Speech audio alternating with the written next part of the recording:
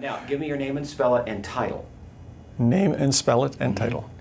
Arno, A-R-N-O, Wittig, W-I-T-T-I-G, Dean of the Honors College, Interim Dean of the Honors College. Should it be Interim Dean of the Honors College, or would it just Dean of the Honors College? You can. I like just Dean, if you're comfortable with it. Oh, I'm comfortable with it. You are the Dean. I'm the Dean. Yeah. Yeah. You the Dean. For the moment. Yes. Yeah, for this moment. Yeah, 4 months and 13 days, but who's counting?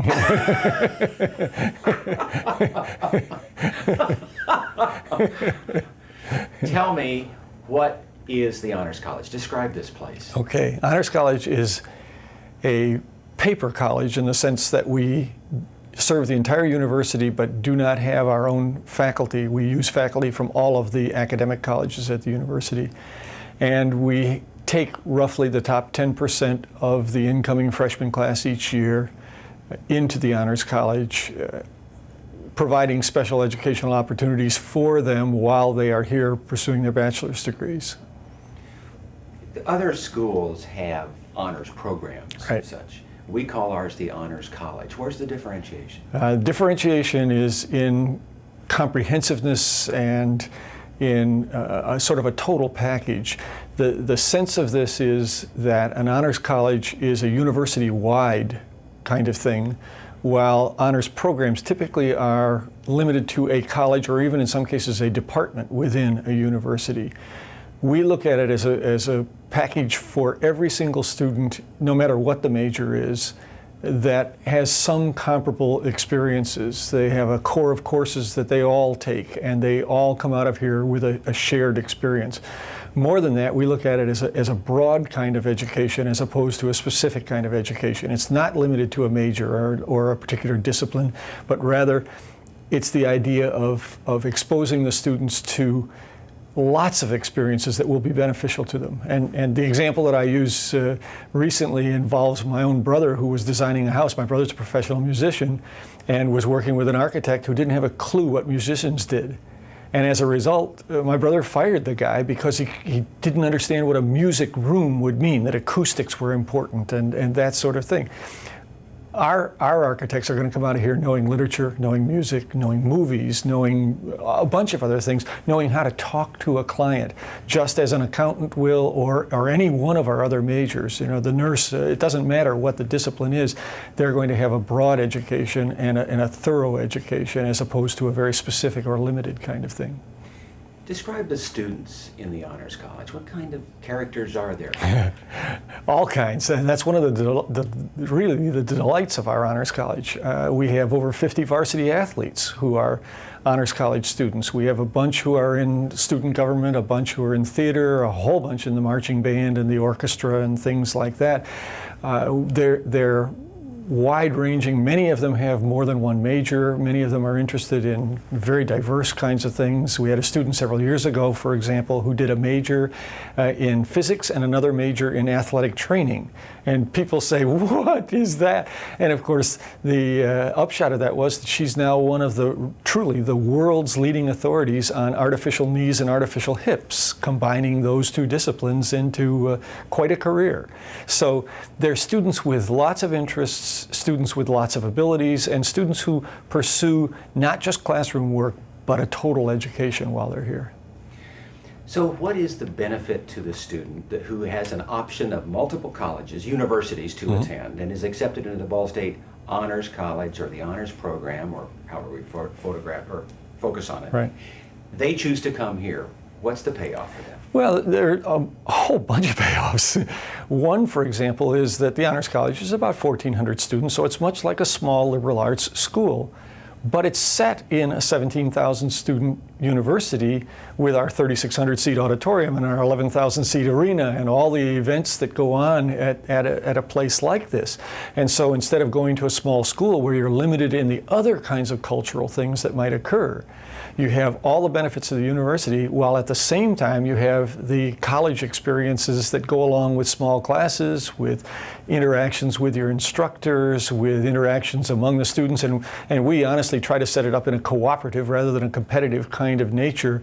We want our students to work together rather than work against each other, and it works out very well that way. So there are tremendous advantages to having kind of the best of both worlds when you come to an honors college like this. Okay. Good. Okay. Now, exist. All right. We're rolling. Give me your name and spell it for me. Anthony Head, ANTHONYHEAD. Where are you from? Dayton, Ohio. What year are you in school? Junior. And what's your major? Finance and economics. That helps me put your name key on the thing so we don't misspell it or anything. Okay. Tell me about the Honors College program. What's it? What is this? What brought you to Ball State? It's what kept me at Ball State. I was actually recruited here as a varsity football player, and my first class was with Dr. Joann Edmonds, and this is a guy who sent me homework during summer break. I was like, oh my God, this is how college is going to be. But after taking his class and seeing how honors really works, it's not just for smart kids, but for creative thinkers. And I think that the professors here foster a creative learning environment that encourages not only students to learn from profs, but profs to learn from students. Put that. Like that one? Well, yeah, I do like that soundbite. Gee, but I feel like I ought to ask him a little bit more. I wish I had said something like that in the debate last night. Why couldn't I have been brilliant last night? Yeah, in 30 seconds.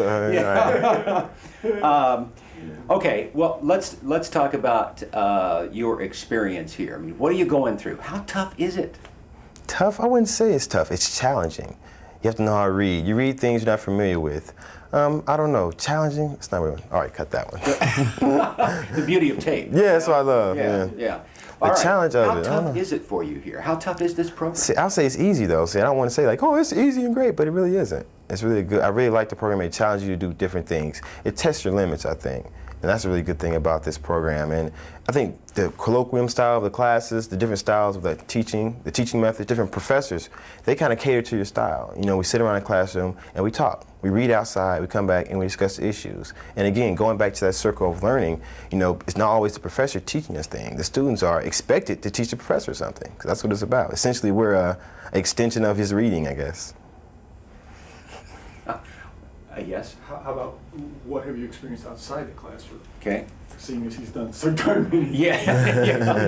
In honors or campus-wide? Well, Or? you lump it all together. What have you experienced outside the classroom? I mean, being in college, I always equate it with the 4 A's: academics, activities, athletics, and the arts. That encompasses the total school student experience in here. So relate that to what you've been going through here at Ball State. What I've been going through, I'm a junior now, and since I've been on Ball State campus, I've been a part of over 17 organizations, everything from the Student Honors Council to Cardinals Organized for Responsible Health Education. And I think being a part of the honors program actually kind of pushed me out in that. It gave me the confidence to become a student leader here, because that's what expected of you. And you have the information and the resources available to you from profs, from advising groups, and we even have our own Student Honors Council, which actually helps and disseminates information to students regarding these activities. I've had a great time here. I can really say that I have a lot of confidence as a student leader and really go out in the world and do some things. So look ahead. Tell me how the honors program is going to help you be a big success.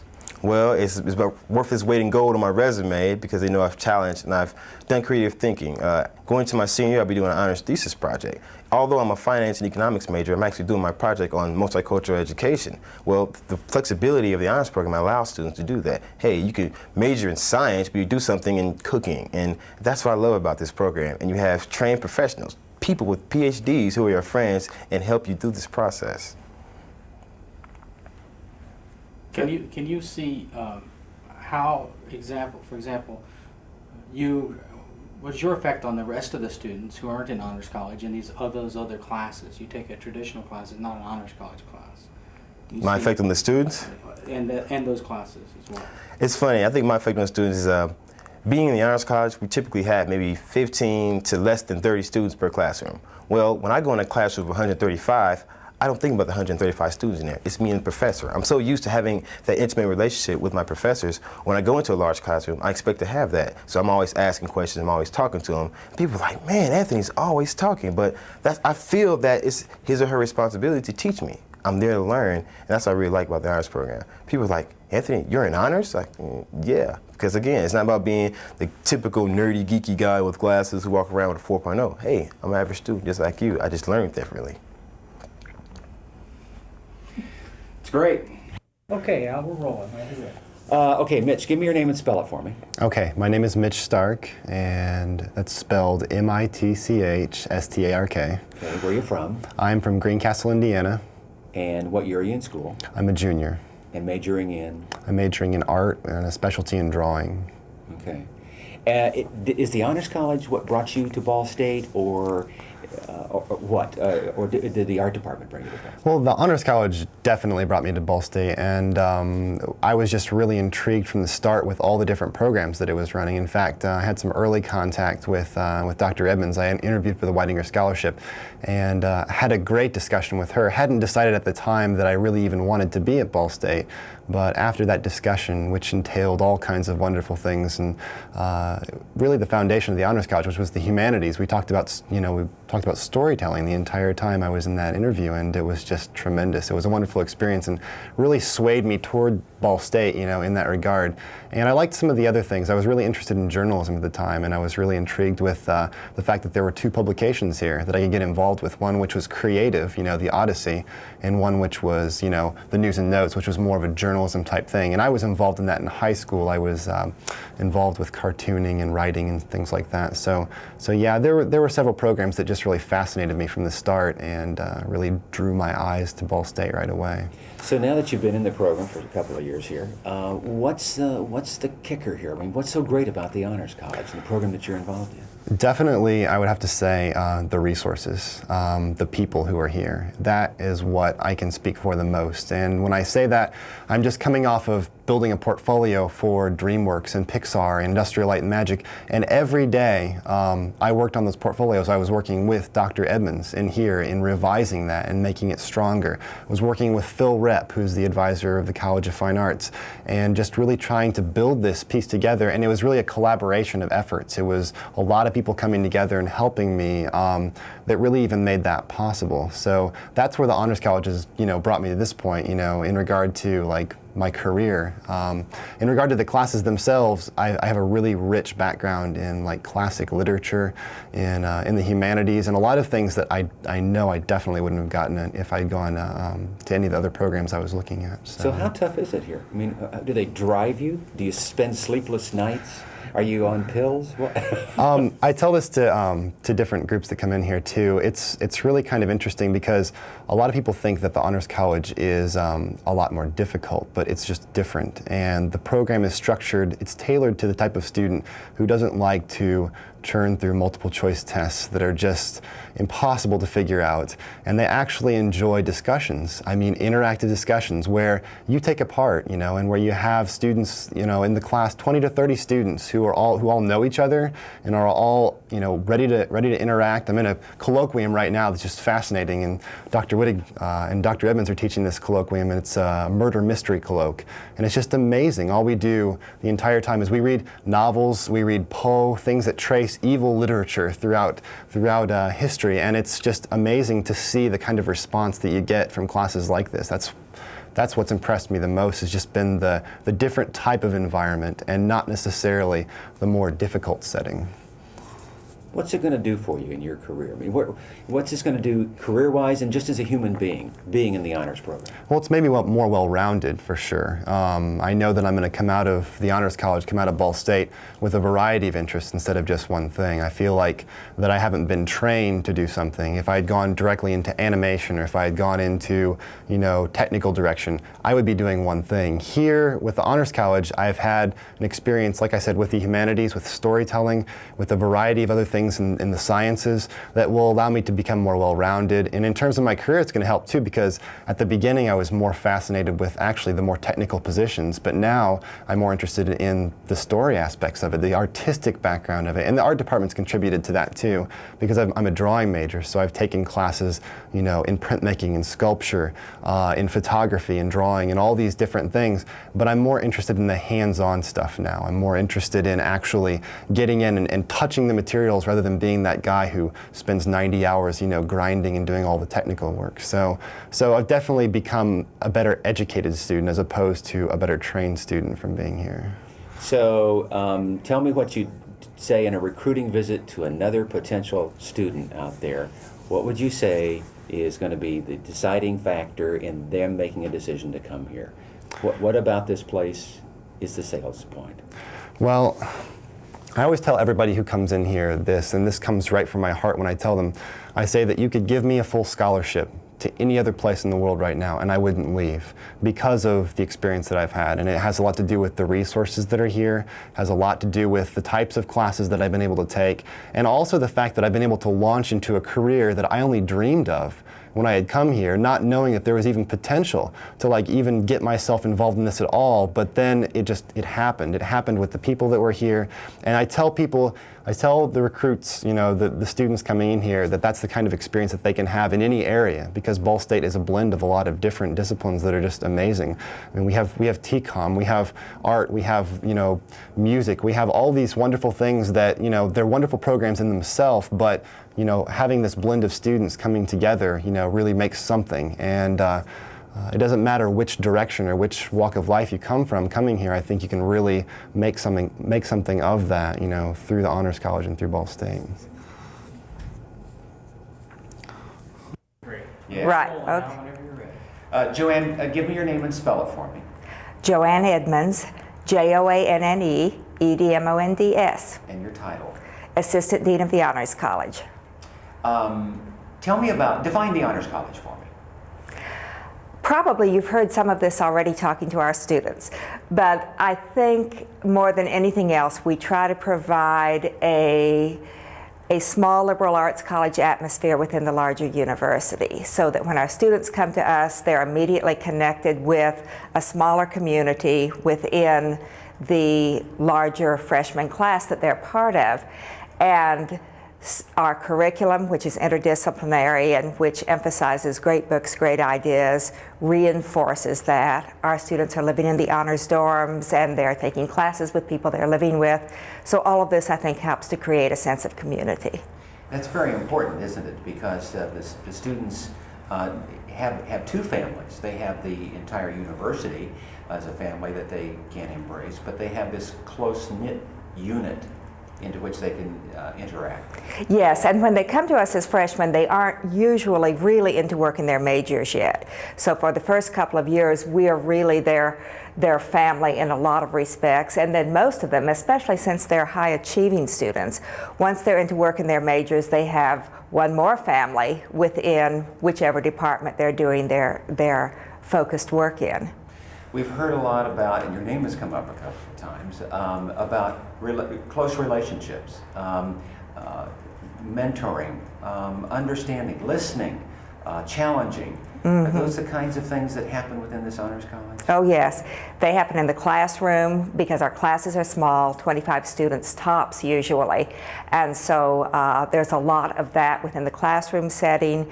We do a lot outside the classroom. We have a couple of academic advisors who work very hard to give the students one-on-one advice about their schedules. We talk to thesis students, we talk to students who are studying abroad, we talk to students who are going off on internships.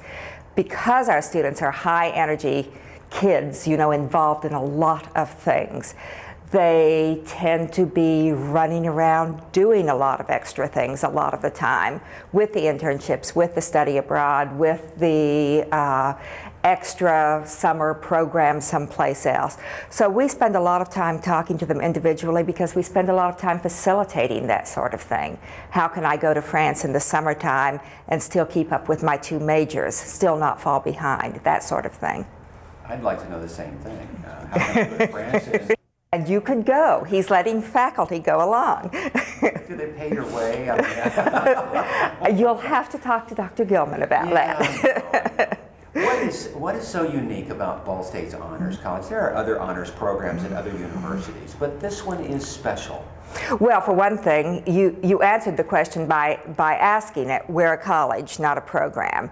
And what that means is that we have an established curriculum. We have a lot of additional perks and programs outside the honors classes that the students take. So we really are, you know, full service, so to speak, with our undergraduate fellows program, with our study abroad programs, and with the fact that we're involved with our students from the first year through the fourth or the fifth year. You know, we're part of their lives the whole time they're here. And I think that that is really a primary difference between what we do and what a lot of other schools will do. What kind of students are you recruiting? What's the characteristic that defines the Ball State Honors College student?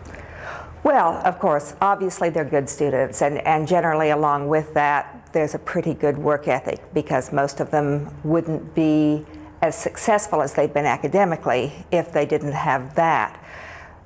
But what I really find goes along with that for a great many of our students is that they are fearless explorers. You know, they're out there looking for not just new things to learn, but new things, new places to go, new avenues to walk down, both intellectually and in terms of activities, so that we want them to be Renaissance people, and a lot of them really are in terms of their interests. So they're, and what that means for us as their teachers and mentors is they're a lot of fun to be around. I've heard that not only is the crux of this program for the students to be taught and taught well, but for the students to teach the professors. Oh, so it's a two-way street. Absolutely, absolutely. I think we all find it when we work with the undergraduate fellows that are assigned to us, because there's a lot of one-on-one mentoring. We certainly find it with the students who work for us and with us in our summer orientation program. We find it in the classes we teach, because our classes are discussion-based, and because we give the students a lot of individual responsibility. When they come back to us with a presentation on the result of their research, we're all learning. We're all learning from them. So it's fun, yeah. And they were there for 2.5 years, and she had a little trapdoor built in the attic door, and she would slide trays of food through there, and they just were in there for 2.5 years with no contact whatsoever. Well, it's that grandmothers. Yeah. But you know, my favorite parent from Orient. And I said, oh, and she said, yes. She said, I want him to become an actuarial scientist and make lots of money and pay me back for all the sacrifices I have made. And she was serious? Oh, yeah. Yeah, she was serious. And the second, she was the one. Yeah. Yeah. We had that almost every day. Like, we had parents, I had someone yell at me because there were no girls. Didn't have to go to bed or whatever, have to be in their hall. And I'm like, I don't know. Whenever they get home, they were furious. And I was like, sorry, I'm not in charge here. Have you ever been to Schedule for the students who schedules here. The parents really are not supposed to be here. The parents are supposed to be They show elsewhere. up anyways, though. But they come, don't they, Mitch? Yeah. They surely And do. if you ever seen parents run, this is when they do it. Because we bus the kids over from the teachers' college to here, but the parents run from the They teachers' run college.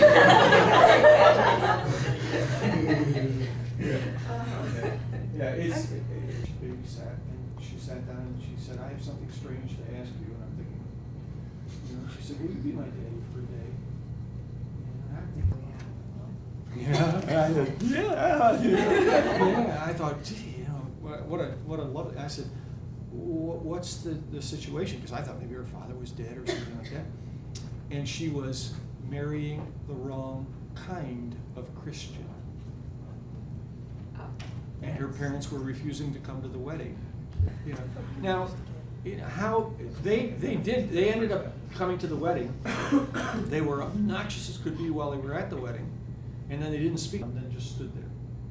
And there was this long pause, and then there was this, oh, you know, coming in, and that was it. And after 2.5 years of not talking, then they started. That's mental abuse. Is basically what it comes down to. And you think about the different levels of kinds of abuse and kinds of things that can go wrong, and that gives you a sense of what this can be like. But what we're talking about in this book is worse than that. Well, this is our second murdering parent, right? Because we had one 2 weeks ago in New Orleans morning, Yeah. right? Yeah. So who's your favorite? Yeah. I mean, is this one worse? The one for this time? She's why? Just like I feel like in New Orleans this morning, it wasn't like slow, painful. Like I mean, I imagine that this child, Emily, in this novel, She came to the United States, established a wonderful practice in mental health. Joey had parents who were so much like this, so evil, that he gave up being human and literally became a machine. And so the comment about, I don't know who made it, but the comment about how hard this would be and how difficult it would be to be a child who's upset. Well, it does happen. It really does happen. And interestingly, just as a sidebar.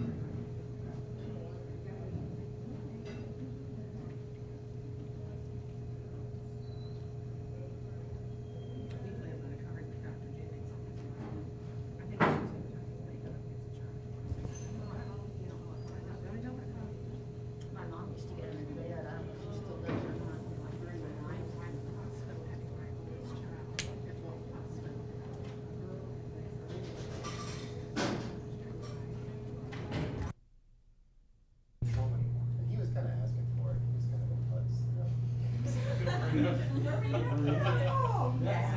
That's interesting, because I was just gonna say, I was gonna ask the question, why did Marino figure it out? Golf, too. No, he didn't think it was golf. He thought it was the tree. He thought it was the janitor. I think he needed as much attention from. Yeah. And see, he's an interesting character if you start at the beginning of the series and see Mitch's unkind comments just now. You see show that he didn't read the early novels. Not that he was supposed to, but because Pete Marino has really been with novel But number you one. shouldn't have told us that last time, because I was expecting him to be a really good guy in this one anyway. It's all He wasn't relative. very hard at all. He was frustrating me. I was annoyed. I did every time he talked. But his reactions are kind of understandable to a point, knowing that, you know, it had to hurt him to like see him and Leslie like together. He's got to get out of the office. All these people in the FBI trying to date each other. It's no good. How would you cast it if you were making a film of this? Who would play Marino?